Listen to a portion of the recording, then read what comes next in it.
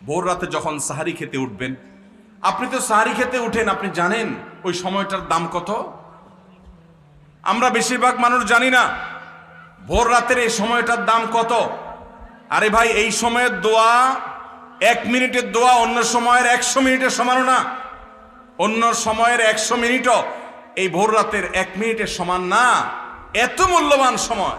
সাহারি খেতে উঠছেন, সাহারি খান, ভালো কথা, কিন্তু সাহারি খাওয়ার আগে পরে 10টা মিনিট জায়নামাজে মুসল্লাতে দাঁড়ান, একটু 2 রাকাত নামাজ পড়েন। এই সময়টা দোয়া কবুল হয়। আল্লাহ ডেকে ডেকে বান্দাকে দেন। একটু হাত তোলেন, চেষ্টা করবেন তো ইনশাআল্লাহ। আপনার বাসার এক কোনায় চলে যাবেন, একটু আলো আধারিতে চলে যাবেন, সেখানে গিয়ে বসে আল্লাহর কাছে একটু কথা বলবেন। সেজদা চলে যাবেন, সেজদা গিয়ে আল্লাহর সাথে একটু মন খুলে কথা বলবেন। আল্লাহ, আমি অনেক গুনাহ করেছি, আল্লাহ আমি অনেক পাপিষ্ঠ।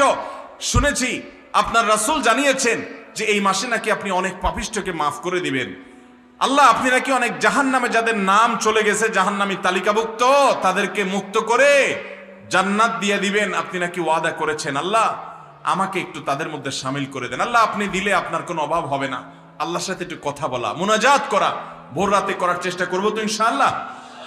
ঘরের এক কোনায় চলে যাবেন, সাহারিটা আগে আগে খেয়ে শেষ করবেন, আজানের এখনো 15 মিনিট বাকি। চলে যান এক কোনায়, উজু করে দাঁড়ায় যান 2 রাকাত নামাজে, চলে যান সিজদায়, একটু দোয়া করেন।